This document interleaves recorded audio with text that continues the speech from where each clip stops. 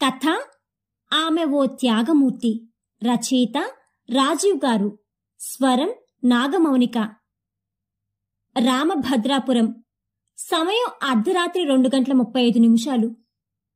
అమావాస్య రాత్రులేమో. చుట్టూ కటిక చీకటి. ఊరంతా నిద్రాదేవి ఊయల్లో జోగుతున్న వేళ ఆ ఒక్క ఇంట్లో మాత్రమే దీపాలు మిణుకుమిణుకుమంటున్నాయి. అసలే భాద్రపద మాసం. వర్ష ఋతువేమో. చిన్నగా వర్షం మొదలై పెద్దగా కురుస్తున్నది. ఎప్పుడో తాతల కాలం నాటి ఇల్లు ఏమో. ఆ పాటికే ఇంటి చూరు నుండి వర్షపు నీరు కారుతున్నది. పెరటిలో గొడ్లపాకలో నీరు చేరిందేమో. ఆవులు 2 అంబా అని అరుస్తున్నాయి. ఇంట్లో నుండి తాయారమ్మగారు వీధి గుమ్మము బయట ఒక చేతితో విస్నికర్రతో విసురుకుంటూ అతుకుల పంచ కట్టుకుని మరొక చేతితో ఒంటిపై ఉన్న జంధ్యాన్ని కిందకి మీదకి అనుకుంటూ హడావిడిగా తిరుగుతున్న సుబ్బరాయ శర్మను ఉద్దేశించి, ఒరే శర్మ, ఏమిట్రా కాలుగాలిన పిల్లలా అటు ఇటు తిరుగుతున్నావు? ఇటు చూడు, ఈ ఇల్లు మొత్తం ఎలా కారుతున్నాదో. వేసవికి పెంకులు నేయించరా అంటే వింటివి కాదు. ఈ వర్షాకాలంలో ఎలారా ఇక్కడ ఉండేది అని అడగగానే శర్మగారు తల్లివైపు చూస్తూ, ఉండవే అమ్మా, అసలే నీ కోళ్లకి పురిటి నొప్పులు ఎక్కువ అవుతున్నాయి. మా అంతరసాన్ని పిలుచుకురావడానికి వెళ్లిన సూరిగాడు ఇంకా రాలేదని కంగారు పడుతుంటే మధ్యలో నీ నసేమిటే? ఆ మాట విన్న తాయారమ్మగారు మూతి నొక్కుంటూ, ఆ ఇదేమైనా కొత్తనా ఏమిటి? ఇప్పటికి 2 కన్నది ఈ ఇల్లాలు. ఒక్క మగ పిల్లవాడిని ఇచ్చిందా? ఈ ఇల్లంతా ఆడపిల్లల సంత చేసింది. ఏ జన్మశాపమో ఈ జన్మలో ఇంటికి చుట్టుకుంది. నీతోనే వంశం అంతరించేలా ఉందిరా శర్మ అంటూ పెడబబ్బులు పెడుతుంది. నడవా పక్కన ఉన్న గదిలో నుండి ఈ మాటలు వింటున్న కృష్ణవేణి గారు మనసులో అత్తగారి మాటలకు రోధిస్తూ, ఓ సర్వేశ్వర, నా యందు దయ ఉంచి ఒక్క వంశోద్ధారకుణ్ణి ప్రసాదించు తండ్రి అని మౌనముగా ప్రార్థిస్తున్నది. ఈమె ప్రార్థన ఆ సర్వేశ్వరుడు విన్నాడో ఏమో. అప్పటి వరకు సాధారణంగా ఉన్న నొప్పులు ఒక్కసారిగా అధికమయ్యాయి. నొప్పులు తాళలేక కృష్ణవేణి గారు అమ్మా అబ్బా అంటూ అరుస్తున్నారు. ఆ అరుపులు వింటున్న శర్మగారు 2 చేతులు జోడించి ఎదురుగా ఉన్న శివుని పటం వైపు చూస్తూ, దేవదేవా, భారం అంతా నీపైన వేశాను. నా ఎదు దయ ఉంచి వారసుని ప్రసాదించు తండ్రి అని అనగానే శివయ్య ఆ ప్రార్థన విన్నాడు అని సూచనగా దగ్గరలో పెద్ద శబ్దం చేస్తూ పిడుగుపడింది. పైనుంచి అంతా చూస్తున్న ఆ సర్వేశ్వరుడు మెల్లిగా కృష్ణవేణి అమ్మ చెవిలో, తల్లి, వాళ్ళకి కావాల్సింది ఇచ్చావు కదా, ఇంక నీకు ఇక్కడ పని ఏమిటి? నా దగ్గరకు వచ్చేయమ్మా అనగానే కృష్ణవేణమ్మ చిరునవ్వుతో, వస్తున్నా స్వామి, నీలో ఐక్యం చేసుకో అంటూ మెల్లిగా కళ్ళు మూసుకుంది. ఒరే అబ్బి, నీతో కొంచెం మాట్లాడే పని ఉందిరా అంటూ తాయారమ్మగారు అనేసరికి బయటకు వెళ్లేవాడు కాస్త గుమ్మం దగ్గర ఆగి, ఏంటో చెప్పవే అమ్మా, అసలే ఇంట్లో పాలు లేక పిల్లవాడు ఏడుస్తున్నాడు. ఆ అదేరా నేను కూడా చెప్పేది. ఉన్న పాలు అన్నీ ఆ ఆడపిశాచలకే చాలడం లేదు. మరి నా మనవడికి ఎక్కడుంటాయిరా? అబ్బా అమ్మా, ఎందుకే అలా ఉత్తపుణ్యానికి ఆడిపోసుకుంటావు? వాళ్ళు కూడా చిన్నపిల్లే కదా అని చిరాకుగా అనేసరికి, అంతేలేరా శర్మ, నేను ఏం మాట్లాడినా తప్పులనే ఉంది ఈ ఇంట్లో. అసలే ఆడదిక్కులేని ఇల్లాయే. ఇంటెడు చాకరీ చేయలేక ఆ ఆడపిల్లలతో వేగలేక ఒక్క మాట అనేసరికి నీకు చిరాకు వస్తుంది కదా. అవునండి, ఆ ఇంటి ఇల్లాలు కృష్ణవేణి అమ్మగారు కాలం చేసి నేటికి 1 సంవత్సరం అయింది. వారసుడిని చూస్తున్న ఆనందంలో ఆ ఇల్లాలు కనుమూయడం కూడా గమనించలేదు సుబ్బరాయ శర్మగారు. తర్వాత అంతా ఈశ్వరెచ్ఛ అనుకుని చెయ్యాల్సిన తతంగం అంతా చేశాడు. పోతూ పోతూ వంశోద్ధారకుని ఇచ్చిన ఆనందం తప్ప ఇంకేమీ లేదు అని తాయారమ్మగారు వాపోయారు. అప్పటి నుండి కొడుకుకు 2వ పెళ్లి చెయ్యాలని, ఎలా అయినా ఆడసంతను వదిలించుకోవాలని అప్పటి నుండి ప్రయత్నిస్తూనే ఉంది. ఇప్పుడు మాట్లాడాలి అన్నది కూడా ఆ పెళ్లి గురించే. తనకి కూడా మడి తనకి ఇబ్బంది అవుతుండడం వల్ల, ఇంకా వయసు వేడి ఉండడం వల్ల ఈసారి తల్లి అడగగానే ఒప్పుకుందామని అనుకున్నారు శర్మగారు. అమ్మా, నీకు దండమే, అయిన దానికి కాని దానికి అలా రాగలు తీకు. ఇప్పుడు ఏం చెప్పాలనుకుంటున్నావో చెప్పు. కొడుకు దారిలోకి వస్తుండడం గమనించి, అది కాదురా శర్మ, నేనా రేపో మాపో పోయే ప్రాణాన్ని. ఈ 3 పిల్లలతోని నువ్వు ఒక్కడవే ఎలారా అనేదే నా బాధ అంతా. నా మాట విని ఇప్పటికైనా పెళ్లికి ఒప్పుకోరా, మంచి అమ్మాయిని చూసి పెళ్లి చేస్తాను అని అనగానే ఆ మాట కోసమే చూస్తున్న శర్మ, సరేనే అమ్మా, నీ ఇష్టం ఎందుకు కాదండో అలానే చెయ్యి అని చెప్పగానే కొడుకు పెళ్లికి ఒప్పుకున్నాడు అన్న ఆనందంలో తాత్కాలికంగా ఆడపిల్లల గురించి మర్చిపోయింది. పట్టుబట్టి తన బంధువర్గంలోని పిల్లను చూసి దండిగా కట్నం లాంఛనాలు తీసుకుని మరీ కొడుక్కి పెళ్లి చేసింది తాయారమ్మ. పెళ్లి జరిగి పట్టుబడి 4 రోజులు కాలేదు. తాయారమ్మకి ఇంకా ఆ ఇంట్లో తన ఆట మాట చెల్లవు అని అర్థమైంది. కొడుకు మద్దతు సంపూర్ణంగా కోడలకే అని తెలుసుకుని సుబ్బరాయ శర్మతో ఒకరోజు, ఒరే అబ్బి, నేనేం కలిసిపోయాన్రా. ఈ శేష జీవితాన్ని ఆ భగవంతుని సన్నిధానంలో గడపాలని నిర్ణయించుకున్నాన్రా. అందుకే ఈ రోజే కాశీకి బయలుదేరదామని అనుకుంటున్నా అని చెప్తున్న తల్లిని వింతగా చూశాడు శర్మ. తాను పుట్టి బుద్ధిరిగిన రోజు నుండి తెలుసు తల్లికి దైవభక్తి తక్కువని. తండ్రి బ్రతుకుండగా ఒక్కనాడు మడి కట్టుకున్నదే లేదు. అటువంటిది ఇప్పుడు ఇలా అనేసరికి ఆశ్చర్యపోయాడు. అదేమిటి అమ్మా, ఇప్పుడు ఏమైందని కాశీకి వెళ్ళడం అని కొడుకు అడిగేసరికి తాయారమ్మగారు ముఖం దిగులుగా పెట్టుకుని, నిన్న రాత్రి మీ నాన్న కల్లోకి వచ్చి, ఓసే తాయారు, ఎన్నాళ్ళు ఈ ఇంటిని కంటికి రెప్పలా కాపాడుకుంటూ వచ్చావు. కొడుకు మళ్ళీ పెళ్లి చేసి ఇంటికి ఒక ఆడదిక్కు తెచ్చావు. ఇంకా చాలు, ఎప్పటికైనా మోక్షం కోసం తప్పించు. కాశీకి పోయి ఆ సర్వేశుణ్ణి వేడుకో. నీకు కూడా నాలానే మోక్షం కలుగుతుంది అన్నారు. అందుకే కాశీకి పోదామని అనుకుంటున్నా. అంతా విన్న శర్మ ఏదో అనేలోపు పెరటి ద్వారం దగ్గర నిల్చుని ఈ మాటలు విన్న కొత్త కోడలు తన భర్తతో, అత్తయ్యగారు వెళ్దాం అనుకున్నప్పుడు ఆపడం దేనికి, వెళ్ళనివ్వండి అనేసరికి ఇంకా చేసేదేమీ లేక, సరే అమ్మా, నీ ఇష్టం, ఇదిగో దారి ఖర్చులకి ఈ డబ్బు ఉంచు, అలాగే నీకు వచ్చేయాలి అనిపిస్తే వచ్చేసేయ్, ఈ సాయంత్రం బండికి ఎక్కిస్తాను, అలా వెళ్ళి ఆ ఏర్పాట్లు చూసుకుని వస్తాను అని బయటకు వెళ్ళిపోయాడు. తన ఎత్తు పారినందుకు తాయారమ్మగారు లోలోన ఆనందపడిపోతున్నారు. ఆవిడ వెళ్లేది కాశీకి కాదు, తన చెల్లెలు ఇంటికి. అక్కడైతే ప్రశాంతంగా ఉండొచ్చు అని. అత్తగారి ఉద్దేశం గ్రహించిన కొత్త కోడలు భర్త అలా వెళ్ళగానే అత్తగారితో, మీరు ఎక్కడికైనా వెళ్ళండి కానీ ఈ ఆడపిల్లల్ని తీసుకుని పోండి. మగబిడ్డనైతే సాకుతాను కానీ ఈ 2 పిల్లల్ని చూడడం నా వల్ల కాదు, మీతో పాటు తీసుకుపోండి అని ఖరాఖండిగా చెప్పేసరికి తాయారమ్మగారికి గొంతులో పచ్చి వెలక్కాయ పడింది. బాగా ఆలోచించి ఒక నిర్ణయానికి వచ్చింది. కొడుకు రాగానే తన ఆలోచన చెప్పి ఎలా అయినా మనవరాలను తనతో తీసుకుపోవడానికి ఒప్పించాలి అనుకుంది. పిల్లలతో బండి ఎక్కింది అనే మాటే కాని కొడుకు తనతో అన్న మాటలే గుర్తొస్తున్నాయి. ఓరే అబ్బి, నేనో మాట అంటాను వింటావుగా అని కొడుకును ప్రేమగా అడిగింది. చెప్పవే, నీ మాట ఎప్పుడు వినలేదని అనేసరికి, అది కాదురా, అదా ఇంకా కొత్త పిల్ల, ఈ ముగ్గురిని అదేం చూడగలదు చెప్పు. నా మాట ఏంటంటే నాతో కూడా ఈ 2 పిల్లల్ని తీసుకుపోతా. నువ్వు కోడలు నా మనవణ్ణి జాగ్రత్తగా చూసుకోండి అని అనేసరికి తన భార్య ముందే చెప్పడం వల్ల, సరే అమ్మా, నీ ఇష్టం, కానీ ఓ మాట, ఆ పిల్లలిద్దరికీ తండ్రి ఉన్నాడు అని చెప్పకు. వాళ్ళ పెళ్లి పేరంటాలు నేను చెయ్యలేను. నీ వల్ల కాకపోతే అక్కడే ఏదో ఒక అనాథాశ్రమంలో చేర్పించు అని అనేసరికి, సరేలేరా, ఏదో ఒకటి చేస్తాలే, నువ్వు బాధపడక అని చెప్పి బండి ఎక్కింది.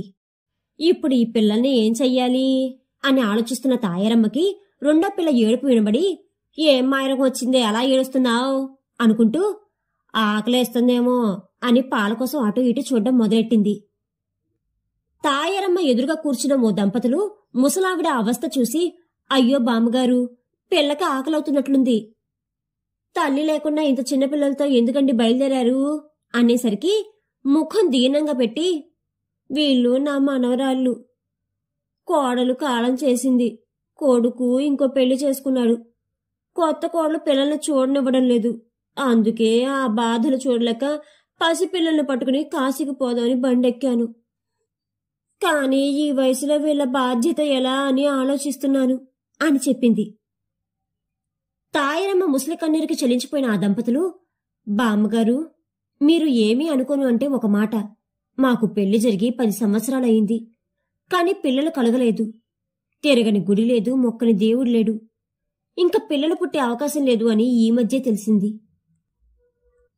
అందుకే మీరు దయతలిచి ఆ రెండో పాపను మాకిస్తే మా కంటి రెప్పలా పెంచుకుంటాం అని అడిగారు. లోపల ఆనందంగా ఉన్నా బయటపడకుండా, అయ్యో బాబు, పిల్లనిమ్మంటున్నారా? నా రెక్కలు ముక్కలు చేసుకునైనా వీళ్ళని సాకుతాను, కానీ ఇలా పరులు పంచులు పెట్టను అనేసరికి ఆ దంపతులు, అయ్యో బామ్మగారు, మీరలా భావించకండి. ఈ వయసులో ఇద్దరిని పెంచడం చాలా కష్టం, అందుకే అలా అన్నాం. మీకిష్టం లేకపోతే వద్దులండి. వాళ్ళు ఆ మాట అనేసరికి తాయారమ్మ కంగారు పడుతూ, అయ్యో అలా బాధపడకండి, పిల్లలేని మిమ్మల్ని చూస్తుంటే హృదయం బరువెక్కుతోంది. సరే, దైవ నిర్ణయం ఎలా ఉంటే అలా జరుగుతుంది. ఇదిగో మీరడిగిన రెండో పాప, జాగ్రత్తగా చూసుకోండి అని మొసలి కన్నీరు కారుస్తుంది. ఆ దంపతులు ఆనందంగా పాపం తీసుకుని తాయారమ్మ వద్దు అంటున్నా చేతిలో కొంత డబ్బు పెడతారు. డబ్బును చూసిన ఆనందంలో ఉన్న తాయారమ్మతో, ఇంతకు మీ పెద్ద పాప పేరేంటి అని అడుగుతారు ఆ దంపతులు. తాయారమ్మ ఒక్కసారి ఆ పాప వైపు కోపంగా చూసి, దీని పేరు జానకి అని చెప్తుంది. వస్తే జానకి, ఎక్కడ చచ్చావే? దాహంగా ఉంది, కాస్త చల్ల తెచ్చిపెట్టు అంటూ కేకేస్తుంది తాయారమ్మ. అటు నుంచి సమాధానం లేకపోయేసరికి ముఖం విసుగ్గా పెట్టుకుని, ఇది ఎక్కడ చచ్చిందో పలకడం లేదు అనుకుంటూ దాహం బాగా ఎక్కువ అవడంతో ఇంక తప్పక అలా ఇంటి వెనుకున్న వంటగది దగ్గరకు వెళ్తుంది. వంటగది అరుగు మీద 18 ప్రాయంతో పచ్చని మేని ఛాయతో కలువ పూల వంటి కళ్ళు టపటపలాడిస్తూ చేతికి గోరింటాకు పెట్టుకుంటున్నది మన జానకి. ఆ దృశ్యాన్ని చూస్తూనే అగ్గి మీద గుగ్గిలం పోసినట్టు తాయారమ్మ ఒక్కసారిగా మనసులో, ఏమే దరిద్రం ముక్కదారా, అక్కడ నేను దాహంతో గొంతెండిపోయేలా అరుస్తుంటే ఇక్కడ నువ్వు ఆ ముష్టి చేతుడికి గోరింటాకు పెట్టుకుంటున్నావా అంటూ వడివడిగా తన దగ్గరకు వచ్చి వీపు మీద గట్టిగా దెబ్బ వేస్తుంది. ఆ దెబ్బకు ఒక్కసారిగా ఉలిక్కిపడ్డ జానకి తేరుకుని తాయారమ్మని చూస్తూనే, అది కాదు నాయనమ్మా, పక్క ఇంటి కాంతం గారు ఇస్తేను పెట్టుకుంటున్నా అని చెప్పింది. చాలులే నీ సంబడం, నీ బతుక్కి గోరింటాకు కూడానా? తల్లి తండ్రి లేని అనాథమని దయతలిచి చేరదీస్తే ఆ విశ్వాసం కూడా లేకుండా పనెగ్గొట్టి సింగారాలిపోతున్నావు. సిగ్గులేని బతుకు, పోయి త్వరగా ఒక గ్లాసుడు చల్ల తీసుకురా అని కసురుకుంటుంది. జానకి భయపడుతూ, అలాగే నాయనమ్మా, ఇప్పుడే తెస్తాను, మీరిలా కూర్చోండి అని చెప్పి వంటగదిలోకి వెళ్తుంది. అప్పుడే అక్కడికి వచ్చిన తాయారమ్మ చెల్లెలు, ఓసే అక్క, నువ్వు చెప్పావని దాన్ని ఇన్నాళ్ళు ఇంట్లో ఉంచా, ఇప్పుడేమో అది వయసుకు వచ్చింది, ఇంకా ఉంచడం నా వల్ల కాదు. రేపో మాపో అది కొంప ముంచే పని ఏమైనా చేస్తే ఈ ఊళ్ళో నేను తలెత్తుకోలేను. అందుకే దాన్ని త్వరగా పెళ్లి చేసి పంపిస్తే మనకి ఒక గొడవ పోతుంది. ఏమంటావ్ అంటూ అక్కవైపు చూస్తుంది. తాయారమ్మ ఏదో ఆలోచిస్తూ, నువ్వు చెప్పింది కూడా నిజమేనే, కానీ ఇప్పుడు దీనికి పెళ్ళంటే మాటలా? వరుణ్ణి చూడాలి, కట్నం, లాంఛనాలు, పెళ్లి ఖర్చులు చాలా అవుతాయి కదా అనేసరికి తాయారమ్మ చెల్లెలు, నువ్వు ఏమీ అనుకోను అంటే నీకో విషయం చెప్పాలి అక్క అంటూ తటపటాయిస్తుంది. చెల్లెలు వాళ్ళకన్నా చూస్తూ తాయారమ్మ, నా దగ్గర ఎందుకు దాపరికం, ఏం చెప్పాలనుకుంటున్నావో చెప్పు అంటూ చూస్తుంది. అదేనే, పైసా ఖర్చు లేకుండా దానికి పెళ్లి చేయడం, నీకు దండిగా డబ్బు వచ్చే మార్గం ఒకటుంది, చెప్పమంటావా అంటూ అక్క కళ్ళలోకి చూస్తుంది. ఎప్పుడైతే డబ్బు అనే పదం చెవిన పడిందో తాయారమ్మ అప్పుడే ఆ పెళ్లికి ఒప్పేసుకుంది. ఇంకా వివరాలు ఏమీ అడగకుండా చెల్లెలతో, ఆ సహాయం చేసి పుణ్యం మూటగట్టుకోవే తల్లి, ఒక్కగానొక్క కొడుకు కదా అని ప్రేమగా పెంచితే వాడి దరిద్రాన్ని నాకు అంటగట్టి వాడితో వాడు చూసుకున్నాడు అంటూ ఏడుపు అందుకుంటుంది. ఆ అక్క ఏడుపు చూస్తూ చెల్లెలు, అలా బాధపడకే అక్క, అందుకేగా ఈ సంబంధం కుదిర్చింది, ఖర్చంతా వాళ్ళే పెట్టుకుంటూ నీకు 50,000 ఇస్తారు, ఖాయం చెయ్యమంటావా అని అడుగుతుంది. తాయారమ్మ ఆ మాట వింటూనే తెగ సంబరపడుతూ, ఇంతకీ పెళ్ళెప్పుడంటా అని అడుగుతుంది. నువ్వు ఎలాగో ఒప్పుకున్నావు కాబట్టి ఈ వారంలోనే ముహూర్తం చూసి చేసేద్దాము, ఏమంటావు? నేనేమంటాను, సరే అలానే కాని, పెళ్ళొచ్చినా కక్కొచ్చినా ఆగదు అనే కదా సామెత అంటూ తన అంగీకారం తెలుపుతుంది. వంటగది తలుపు చాటు నుండి వీళ్ళ మాటలు వింటున్న జానకి, పోనీలే, ఇప్పటికైనా ఈ ఇంట్లో నుండి బయటపడే మార్గం వచ్చింది అని అనుకుంటూ ఆనందపడుతుంది. కోటి ఆశలతో పెళ్లి చేసుకుని అత్తవారింటి అడుగు పెడుతుంది జానకి. ద్వారం వద్ద ముత్తైదులు హారతి పట్టి కుడికాలు లోపలికి పెట్టిస్తారు. ఇంట్లో అడుగు పెడుతూనే ఒకసారి ఇల్లు అంతా చూస్తుంది జానకి. ఇల్లు చాలా విశాలంగా కనిపిస్తుంది. ఇంట్లో అటు ఇటు తిరుగుతున్న పనివారిని చూస్తూ అయోమయంగా అలా ఉండిపోతుంది. ఇంతలో మేడ మీద నుండి ఒక పెద్దవారి మెట్లు దిగడం చూసి ఆవిడే తన అత్తగారు అని గ్రహించి ఆవిడ దగ్గరకు రాగానే కాళ్లకు దండం పెడుతుంది. ఆవిడ కొత్త కోడల్ని ప్రేమగా దగ్గరకు తీసుకుని కళ్ళల్లోకి చూస్తూ, ఇప్పటి నుండి ఈ ఇంటి బాధ్యత అంతా నీదే తల్లి, ఈ ఇంటిని మమ్మల్ని జాగ్రత్తగా చూసుకో అంటూ చేతిలో ఇంటి తాళాలు పెడుతుంది. పుట్టి బుద్ధి ఎరిగాక ఇంతవరకు తనతో ఎవరూ అంత ప్రేమగా మాట్లాడలేదు. నాయనమ్మ కసులతో తన్నులతో పెరిగిన తనకు ఇలా ప్రేమగా మాట్లాడేసరికి కళ్ళంటా నీళ్లు కారుతున్నాయి. అది చూసి ఆవిడ, అయ్యో తల్లి, ఎందుకు ఏడుస్తున్నావమ్మా, ఇప్పుడు ఏమైందని? కొత్త పెళ్లి కూతురివి, అలా ఏడవకూడదు అని చెప్తూ, ఓసే మళ్ళీ ఇలా రావే అని పిలుస్తుంది. ఆ వస్తున్నా అమ్మగారు అంటూ మళ్ళీ వచ్చి, ఏంటమ్మగారు అంటుంది.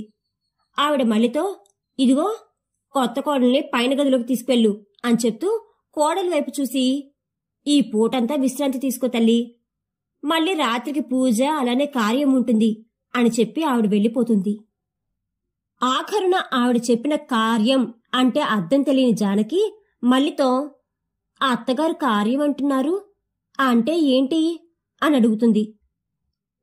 ఆ మాట వింటూనే జానకి మనసు ఏదో తెలియని అలజడికి లోనవుతుంది. తొలికోడి కూతకి మెడుకు వచ్చి పడక గది కిటికీలో నుంచి చూసేసరికి బయట మళ్లీ ఇల్లు బూడుస్తూ కనిపించింది. జానకి గబగబా మళ్ళీ దగ్గరికి వెళ్తుంది.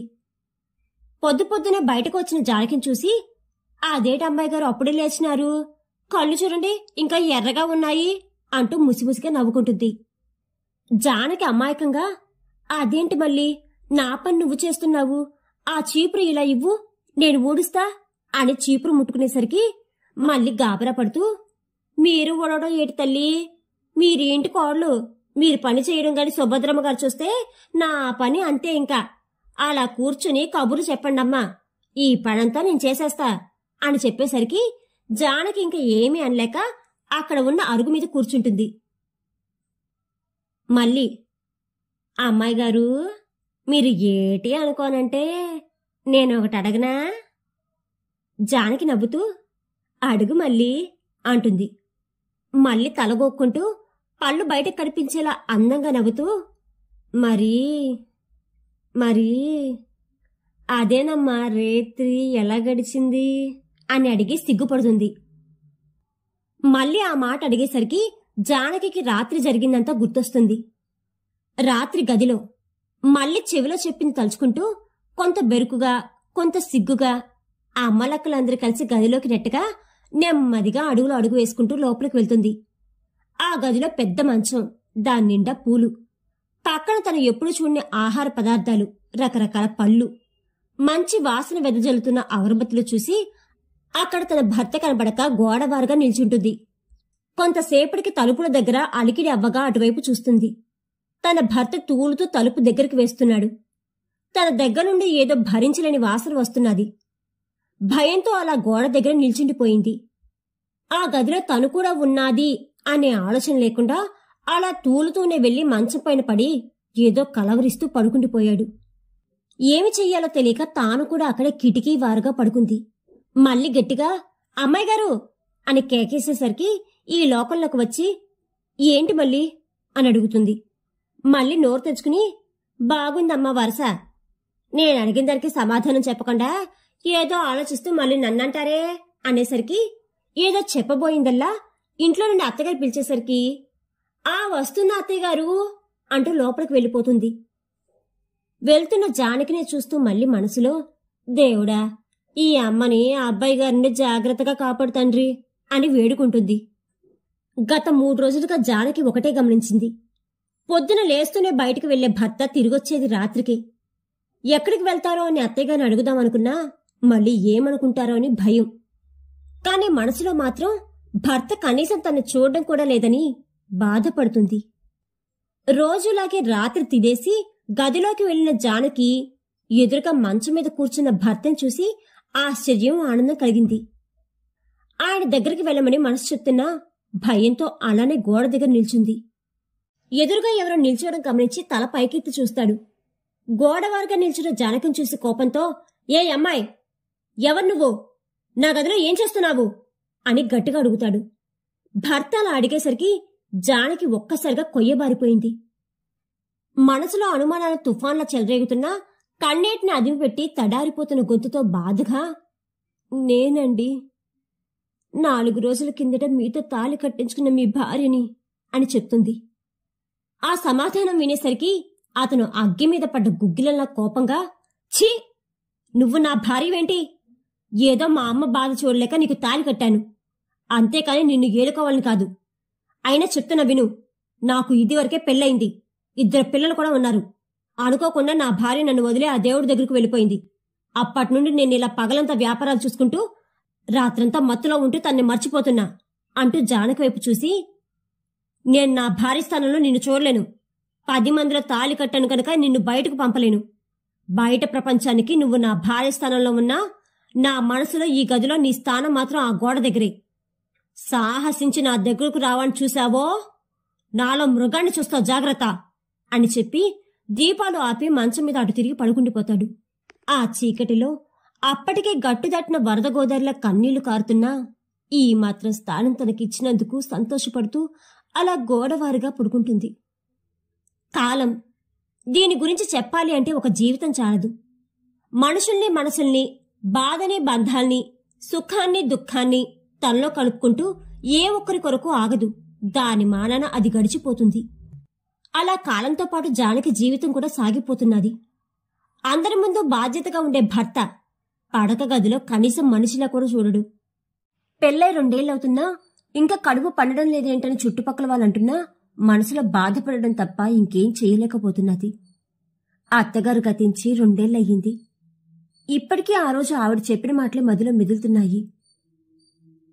2 ఏళ్ల క్రితం ముందు రోజు రాత్రి భర్త పలికిన మాటలు తలుచుకుంటూ కళ్ళ వెంట నీళ్లు కారుతున్నా గమనించకుండా పెరట్లో జామ చెట్టు కింద కూర్చుని ఆలోచిస్తున్న జానకిని చూసి వాళ్ళ అత్తగారు జానకి ఎందుకు అంతలా బాధపడుతుందో ఊహించి తన దగ్గరకు వెళ్తుంది. అత్తగారి రాకను కూడా గమనించలేదు జానకి. మెల్లిగా జానకి పక్కన కూర్చుని లాలనగా తన తల నిమురుతూ, నన్ను క్షమించగలవా జానకి అంటుంది. ఆ స్పర్శకి తనలో దుఃఖం వెల్లువెత్తగా అత్తగారి వైపు చూసి ఏడుస్తూ ఆమె ఒళ్ళో పడుకుని ముఖం దాచుకుంటుంది. జానకిని తనివి తీరా ఎడవనించి కొంచెం స్థిమితపడ్డాక, అమ్మా, నిన్ను ఇంతలా బాధపెట్టినందుకు నన్ను క్షమించు తల్లి అంటుంది. ఆ మాటకి జానకి ఒక్క ఉదుటిని లేచి, అయ్యో అత్తయ్యగారు, మీరలా అనకండి, నేను తట్టుకోలేను అని అంటుంది. జానకి మంచితనానికి మురిసిపోతూ, తల్లి, నిజం చెప్పకుండా నిన్ను వాడికిచ్చి పెళ్లి చేయడం నా తప్పే, ఒప్పుకుంటాను. కాని ఒక తల్లిలా ఆలోచించు. తాను 9 మాసాలు మోసి కన్న బిడ్డ తన ఎదుటే నాశనం అయిపోతుంటే తట్టుకోగలదా? వాడికి ఎన్నోసార్లు చెప్పి చూశాను, పోయిన వాళ్ళతో కలిసి మనం కూడా పోలేం కదా, కనీసం నీ పిల్లల్ని చూసైనా మారురా అని. వాడు నా మాటను పెడచెవిని పెడుతూ ఎప్పుడూ ఆ మత్తులోనే ఉండేవాడు. అలా కొన్ని రోజులకి మా ఊరికి ఒక స్వామీజీ వచ్చారు. ఆయన చాలా మహిమాన్వితుడు. నేను ఆయన దగ్గరకు వెళ్లి మొరపెట్టుకోగా నా బాధ అంతా విన్న ఆయన వాడి జాతకం మొత్తం చూసి, సుభద్రమ్మ గారు, మీ కుమారుడికి రానున్న 2 నెలల్లో మృత్యు పొంచి ఉంది. అలానే మీ కుమారుడికి జాతకంలో 2వ వివాహ యోగం ఉంది. వచ్చే అమ్మాయి మీకు కోడల్లా కాకుండా ఒక కూతురిలా ఉంటుంది.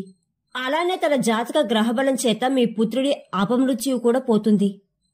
ఆలస్యం చెయ్యకుండా తన జాతకానికి నప్పే జాతకం వెతికి పెళ్లి జరిపించండి, మరే భయమూ ఉండదు అని స్వామీజీ అన్నది జానకి చెప్పి, తల్లి, నాకు ఒక మాట ఇవ్వమ్మా అని అడుగుతుంది.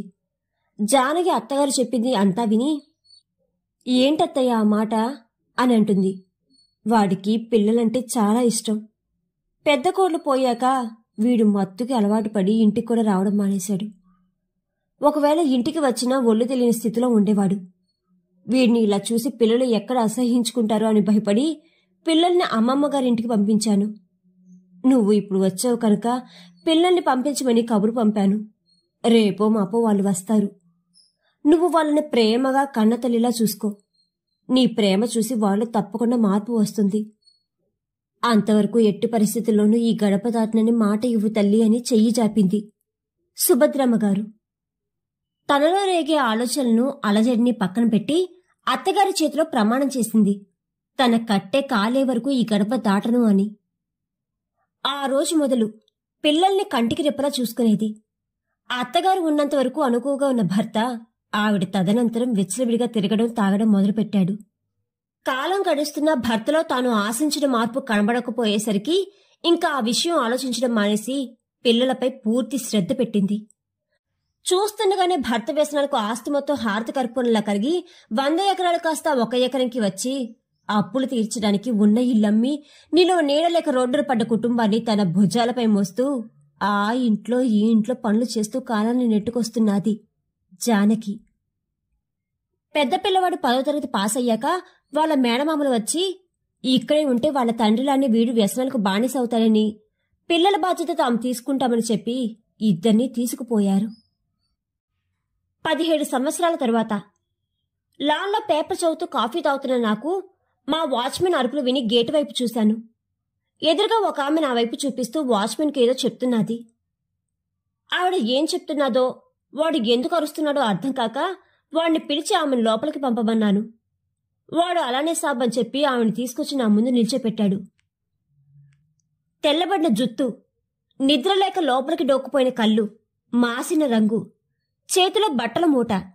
ఆవిడ చూసిన వెంటనే గుర్తుపట్టినా ఇక్కడికి ఎందుకు వచ్చిందో అన్న అనుమానంతో, ఎవరు నువ్వు, ఎందుకు వచ్చావు అని అడిగాను. నా నుంచి ఆ ప్రశ్న ముందే ఊహించిందల్లా జీవం లేని నవ్వు ఒకటి నవ్వుతూ, నేను కన్నా నిన్ను పెంచిన జానకిని, మీ నాన్నగారి 2వ భార్యని అని చెప్పింది. గుర్తొచ్చింది, ఇంతకీ దేనికి వచ్చినట్టో అని కాస్త వెటకారంగా అడిగాను.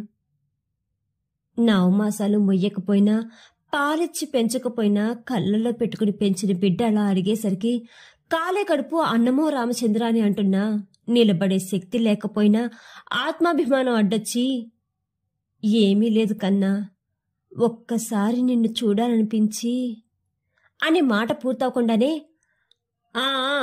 చూసావు కదా, ఇంకా దయచెయ్యి అన్న నా మాటకు నవ్వుతూ సరే కన్నా అంటూ వెళ్ళిపోయింది.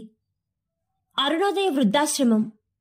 సువిశాల ప్రాంగణంలో పచ్చటి ప్రకృతి ఒడిలో పుడుమి తల్లి పచ్చటి చీర కట్టిందా అన్నట్టుండే పచ్చని చెట్లతో ఆత్మీయంగా పలకరించే చల్లని గాలితో ఆహ్లాదకరంగా ఉంది. ఆశ్రమం అధికారి హడావుడిగా తిరుగుతున్నాడు. కనిపించిన ప్రతి ఒక్కరిని జానకమ్మగారు ఎక్కడా అని అడుగుతున్నాడు. అప్పటికే సమయం మించిపోతున్నది. అనుకున్న సమయానికి ఒప్పుకున్నా పని చేయగలమో లేమో అని ఒకటే ఆందోళన కనిపిస్తున్నది అతని ముఖంలో. సరిగ్గా అదే సమయంలో జానకమ్మ ఎదురయ్యింది అతనికి. ఆవిడ్ని చూడగానే ప్రాణం లేచి వచ్చినట్టయింది. వడివడిగా ఆమెకు ఎదురు వెళ్లి, జానకమ్మ తల్లి ఎక్కడికి వెళ్ళిపోయారు? అక్కడ ఫంక్షన్కి పంపించడానికి ఇంకా భోజనం తయారవ్వలేదు. ఎవరిని ఏమడిగినా జానకమ్మ గారికి తెలుసు, ఆవిడే చెయ్యగలరు అని ఒకటే పాట. సమయానికి పంపించకపోతే మనకి వాళ్ళు ఇస్తానని డబ్బులు ఇవ్వరు. ఇప్పుడు ఎలా తల్లి? అయ్యో, మీరలా హైరాణ పడకండి. గంటలో అన్ని వంటలు తయారు చేస్తా, మీరలా చూస్తూ ఉండండి అంటూ వంటశాలలోకి వెళ్ళింది. అవును, ఆ వృద్ధాశ్రమం ఎవరి దయాదాక్షిణ్యాలతో కానీ, ఎవరి సహాయ సహకారాలతో కానీ నడవట్లేదు. కేవలం వాళ్ళ స్వయం కృషి వల్ల మాత్రమే నడుస్తున్నది. ఆ చుట్టుపక్కల ఎలాంటి కార్యక్రమాలైనా ఈ ఆశ్రమంలో ఉన్నవారు వంట చేసి స్వయం ఉపాధి పొందుతున్నారు. ఈ సలహా కూడా జానకమ్మ ఇచ్చిందే.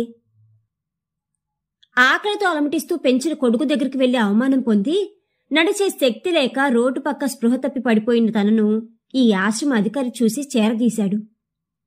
అలా రోజులు గడుస్తున్న కొద్దీ ఆశ్రమంలో జనం పెరగడం, అప్పటి వరకు వస్తున్న అరకొర ధన సహాయం కూడా ఆగిపోవడంతో దిక్కుతోచని పరిస్థితిలో ఉన్న ఆశ్రమ అధికారికి తగిన సలహా ఇచ్చి కష్టాల నుంచి గట్టెక్కించిన దేవత జానకమ్మ. చేతి వాచే సమయం సరిగ్గా తెల్లవారుజాము 4:30 గంటలు. హైవే నిర్మానుష్యంగా ఉంది. రోడ్డు మీద కారు నడుపుతున్నానే కాని కళ్ళు ఆమె కోసం వెతుకుతూనే ఉన్నాయి. ఇప్పుడు నా కళ్ళలో ఆమె పట్ల కోపం లేదు, అసహ్యం లేదు. ఆమె అంటే ఉన్న చిన్న చూపు లేదు. నా కళ్ళు ఆ దేవత గురించి అన్వేషిస్తున్నాయి. మనకొక బిడ్డ పుడితే కాని తల్లిదండ్రుల బాధ మనకు అర్థం అవ్వదు అంట. కాని నా విషయంలో తండ్రి స్థానాన్ని కూడా ఆ తల్లే తీసుకుంది. కాని నేనేం చేశాను? పట్టెడు మెతుకుల కోసం నా చెంతకొచ్చిన అమ్మని అనరాని మాటలన్నాను. తన హృదయం ముక్కలు చేశాను. ఇప్పుడు కూడా నా కొడుకు ప్రాణం కాపాడింది తనే అని తెలుసుకున్నాక కానీ నా కళ్ళు తెరుచుకోలేదు. అసలు ఏం జరిగిందంటే, ఫంక్షన్కి కావలసిన వంటలన్నీ తయారు చేసి ఆ విషయం ఆశ్రమ అధికారికి చెప్పడానికి వెళ్లిన తనతో, అమ్మా జానకమ్మ, నాకు చిన్న పని పడింది. శ్రమ అనుకోకుండా ఈరోజు నువ్వే ఆ ఫంక్షన్కి అన్నీ తీసుకెళ్లాలమ్మా. నేనా? నాకేం తెలుసండి? అలా అనకమ్మా, మన ఆటోలో వెళ్ళి వచ్చేయచ్చు. పైగా అదొక పెద్ద స్కూలు, పెద్ద పెద్ద వాళ్ళు వస్తారు ఆ ఫంక్షన్కి. భోజనాలు నచ్చితే మరిన్ని అవకాశాలు వస్తాయి మనకి. నువ్వుంటే నీ మంచి మనసు వల్ల ఇంకొంచెం ఎక్కువ అవకాశాలు వస్తాయి. కాదు అనకమ్మా. అయ్యో, మీరంతలా బ్రతిమాలకండి, నేను వెళ్తాను. స్కూల్లో ఫంక్షన్ బాగా జరుగుతున్నది. అంతా కోలాహలంలా ఉంది. జానకమ్మ మొదటిసారి ఇలాంటి వాతావరణం చూడ్డం. ఆవిడికి అదో కొత్త ప్రపంచంలా ఉంది. అక్కడ చిన్న చిన్న పిల్లలను చూస్తే తన కొడుకు కూతురు గుర్తుకొచ్చారు. చిన్న చిరునవ్వు ఆమె ముఖంపై కదలాడింది. అంతా సవ్యంగా ఉంటే ఆ పైవాడికి నచ్చదు ఏమో మరి. తను ఆడే పరమపద సోపానపటంలో పావులు కదుపుతూనే ఉంటాడు. అందులో గెలిచేది ఎవరో ఓడేది ఎవరో ఆ పరమాత్ముడికే తెలియాలి. జానకమ్మ ఆటోలో భోజన సామాన్లన్నింటినీ దింపించి అన్నీ సరిపోయాయో లేదో చూసుకుని భోజన సమయం అవుతుండటంతో అందరి కోసం చూస్తున్నది. ఒక్కొక్కరు రావడం మొదలుపెట్టారు. అర్ధగంటలో స్కూల్లో ఉన్న అందరూ ఆ ప్రదేశంలో ఉన్నారు. ఎండ పడకుండా టెంట్లు వేసి వాటి క్రింద రకరకాల విద్యుత్ బల్బులు అమర్చారు. అంతా సాఫీగా సాగిపోతున్న సమయంలో ఉన్నట్టుండి ఆహాకారాలు మొదలయ్యాయి. విద్యుత్ షార్ట్ సర్క్యూట్ అవ్వడం వల్ల నిప్పురవ్వలు టెంట్లకు అంటుకుని అవి కాస్త పెద్ద మంటల్లా మారాయి. టెంట్ క్రింద అంతా చిన్నపిల్లల ఏడుపులతో గందరగోళంగా ఉంది. సెక్యూరిటీ వాళ్ళు దొరికిన ప్రతి ఒక్కరిని బయటకు లాగుతున్నారు. జానకమ్మ కూడా టెంట్ల మరోవైపు నుండి పిల్లలను బయటపడేస్తున్నది. దాదాపుగా అందరూ క్షేమంగా బయటపడ్డారు అనుకుని తను కూడా బయటకు వెళ్దాం అనుకున్నదల్లా వంటపాత్ర వెనకుండి చిన్నపిల్లాడి ఏడుపు వినిపించి అటుగా వెళ్ళింది. అక్కడ ఒక చిన్న బాబు మంటలకు భయపడి ఏడుస్తూ కూర్చున్నాడు. తనటువైపు వెళ్లేలోపు బాబు వెనుకవైపు ఉన్న టెంటు కర్ర ఆ పిల్లాడి తల మీద పడిపోయింది. అది పేరున్న హాస్పిటల్. స్కూల్కి దగ్గరగా ఉన్న మూలాన ప్రమాదం జరిగిన వెంటనే గాయపడిన పిల్లల్ని పెద్దల్ని అక్కడికి తీసుకొచ్చారు సెక్యూరిటీ వాళ్ళు. ఆ నోట ఈ నోట విషయం బయటకు పొక్కి పిల్లల తల్లిదండ్రుల వరకు చేరింది. ప్రాణాలు అరచేతుల్లో పెట్టుకుని హాస్పిటల్కి పరుగులు తీశారు అందరూ. హాస్పిటల్ మొత్తం పిల్లల తల్లిదండ్రుల ఏడుపులతో నిండిపోయింది. తనకి చిన్న చిన్న గాయాలు అవ్వడం వల్ల వద్దు అంటున్న అక్కడి డాక్టర్ గాయాలకు మందు రాసి కట్టుకట్టాడు. తనకు వైద్యం చేసి వెళ్ళిపోతున్న డాక్టర్ని పిలిచి, సారు, ఇందాక ఒక పిల్లాడి మీద కాలుతున్న కర్ర పడింది. పాపం ఆ పిల్లాడికి ఇప్పుడు ఎలా ఉంది సారు అని అడిగింది. దానికి డాక్టర్, పిల్లాడు బాగానే ఉన్నాడమ్మా, కాని తల మీద గట్టిగా దెబ్బ తగలడం వల్ల పాపం కంటి చూపు పోయింది అని చెప్పి వెళ్ళిపోయాడు. అయ్యో భగవంతుడా, చిన్న పిల్లాడని కూడా చూడకుండా ఎంత పని చేశావయ్యా అని బాధపడుతూ వాళ్ళని వీళ్ళని అడుగుతూ ఆ పిల్లాడు ఉన్న రూమ్ దగ్గరికి వెళ్ళింది. రూంలో, అయ్యో నా కొడుక్కి ఎంత కష్టం వచ్చిందండి. బంగారం లాంటి భవిష్యత్తు ఇంక చీకటిమయమేనా? నా కొడుక్కి ఇంక చూపు రాదా అని తల్లి ఏడుస్తున్నది. అది కాదు సరోజ, ఎవరైనా కళ్ళు దానం చేస్తే మన బిడ్డకు చూపు వస్తుందని డాక్టర్ చెప్పారు. కానీ 24 గంటల్లో కళ్ళు అమర్చకపోతే ఇంక మనవాడికి చూపు రాదంట. అదే భయంగా ఉంది. ఆ గొంతు వింటూనే జానకమ్మ బొమ్మలా బిగుసుకుపోయింది. అది ఆ మాటలు తన బిడ్డవే. అయ్యో దేవుడా, చూపు కోల్పోయింది స్వయానా నా మనవడా. ఇప్పుడేం చెయ్యాలి? సమయం చాలా తక్కువగా ఉంది. ఇప్పుడు ఎలా అనుకుంటూ తనకి వైద్యం చేసిన డాక్టర్ని కలవడానికి వెళ్ళింది. Sir, operation success. ఇక మీ అబ్బాయికి వచ్చే ఇబ్బంది ఏమీ లేదు. 1 వారంలో కళ్ళ కట్లు తీస్తాం. ఇంక తను ప్రపంచాన్ని చూడగలడు. అయ్యో, నేను చేసింది ఏమీ లేదండి. మీ బిడ్డకి కళ్ళదానం చేసింది ఒక ముసలావిడ. అసలు బ్రతుకున్న వాళ్ళ కళ్ళు మేం తీసుకోము. ఆ విషయమే ఆవిడికి చెప్తే ఆవిడ, డాక్టర్ బాబు, నేనా ఇంకా ఎన్ని రోజులు బ్రతుకుతానో తెలీదు. బంగారం లాంటి భవిష్యత్తు ఉన్న ఆ పిల్లాడు అన్యాయంగా అలా ఉండడం భావ్యం కాదు. నా కళ్ళు తీసి ఆ బిడ్డకు చూపు ఇవ్వండి అని చాలా పట్టుబట్టింది. ఇంకా చేసేదేమీ లేక ఆవిడ కళ్ళే మీ బాబుకు పెట్టాము. డాక్టర్ గారు, డబ్బుకు విలువిచ్చే ఈ రోజుల్లో కూడా అలాంటి వారు ఉండడం ఆశ్చర్యంగా ఉంది. ఆవిడ ఎక్కడ ఉన్నారో చూపించండి. నా కన్నీళ్లతో ఆవిడ పాదాలు కడుగుతాను. సారీ సార్, ఆపరేషన్ అవ్వగానే మేము ఎంత వద్దు అంటున్నా వార్డు బాయ్ సహాయంతో ఆవిడ వెళ్ళిపోయింది. అయ్యో, ఇప్పుడు ఎలా డాక్టర్? మరేం పర్లేదు. ఆపరేషన్ ముందు ఫార్మాలిటీస్ కోసం ఆవిడ వివరాలు మరియు ఆవిడ ఫోటో కూడా తీసుకున్నాం. మీకు అవి ఇస్తా. మీరు ఆవిడ్ని కలవచ్చు. చాలా మంచి సహాయం చేశారు డాక్టర్. త్వరగా ఇవ్వండి ఆ వివరాలు. అవి నా రూంలో ఉన్నాయి, నాతో రండి. డాక్టర్ రూంలో ఆవిడ వివరాలు చూసిన అతను నిశ్చేష్టుడైపోయాడు. తనకి తెలియకుండానే శరీరం కంపించింది. అప్రయత్నంగా నోటి వెంట అమ్మా అనే పిలుపు వచ్చింది. కళ్ళల్లో నీరు నిండుగా డాక్టర్తో ఈవిడ ఎప్పుడు వెళ్ళింది అని అడిగాడు. 1 గంట అయింది సార్ అని చెప్పగానే మరో మాటకు తావు లేకుండా పరిగెడుతూ తన కారు దగ్గరకు చేరుకున్నాడు. ప్రస్తుతం సరిగ్గా ఉదయం 6 గంటల సమయంలో అమ్మ గురించి వెతుకుతూ పిచ్చెక్కి నాకు అమ్మ వివరాలు డాక్టర్ ఇవ్వడం గుర్తొచ్చింది. పోయిన ప్రాణం తిరిగొచ్చినట్టు అనిపించింది. నేను అమ్మ ఇచ్చిన అడ్రస్కి వెళ్లాను. అది ఒక వృద్ధాశ్రమం. లోపలికి వెళ్లి నేను ఎవరో చెప్పి ఎవరికోసం వచ్చానో చెప్పాను. అక్కడి వారు నన్ను ఒక గదిలోకి తీసుకువెళ్లారు. అక్కడ అమ్మ కళ్ళకి కట్లతో మంచంపై పడుకుని ఉంది. నేను వెంటనే ఆవిడ పాదాలు పట్టుకున్నా. నా స్పర్శ గుర్తించిందో లేక ఆ తల్లి మనసు నన్ను గుర్తించిందో కాని, కన్నా నువ్వేనా? అమ్మా, దేనికమ్మా ఇంత పని చేశావు? నువ్వు ఎలా ఉన్నావో కూడా పట్టించుకుని నాకోసం ఇంత త్యాగం ఎలా చేశావమ్మా? బిడ్డగా కడుపును పుట్టకపోయినా కళ్ళల్లో పెట్టుకుని పెంచావు. నేను నా స్వార్థం చూసుకుని వెళ్ళిపోయాను. ఆకలితో అలమటిస్తూ నా గడప తొక్కిన నిన్ను అనరాని మాటలు అన్నాను. ఇక్కడి నుండి వెళ్ళిపో అని చెప్పాను. అయినా ఈరోజు ఏ తల్లి చేయని పని చేసి నా కొడుకుని రక్షించావు. రుణం అనే మాట కూడా బహుశా చాలా చిన్నదమ్మా నీ ముందు.